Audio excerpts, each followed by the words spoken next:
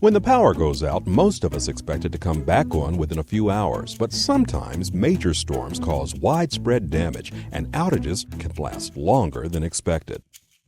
The good news is that your electric co-op's line crews work long, hard hours to restore service safely to the greatest number of members.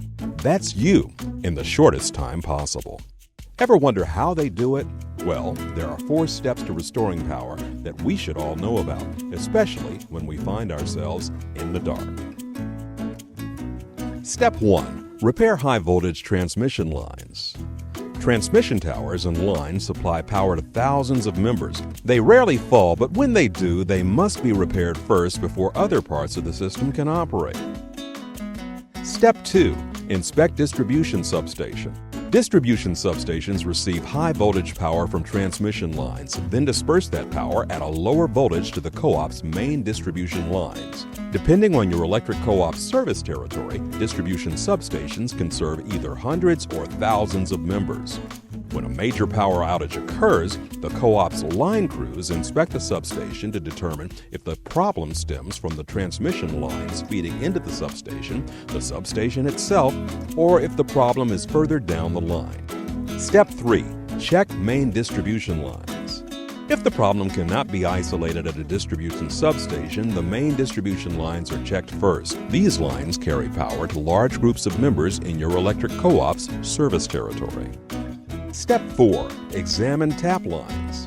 If local outages persist, supply lines called tap lines are examined. These lines deliver power to transformers that are either mounted on poles or placed on pads for underground service and can be found outside of homes, businesses, and schools.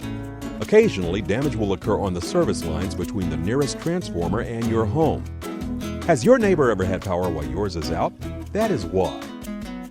When the problem is in the tap lines, co-op line crews will fix outages in an order that will restore service to the greatest number of members at a time. As you can see, restoring power after a major outage is a big job and involves much more than simply flipping a switch or removing a tree from a damaged line.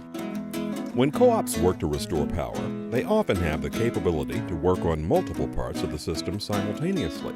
This ensures reliable power with a faster response time. In the event of an outage, your local line crews will restore power safely to the greatest number of members in the shortest time possible, and we'll keep working until the lights are back on. As always, we appreciate your patience and your business.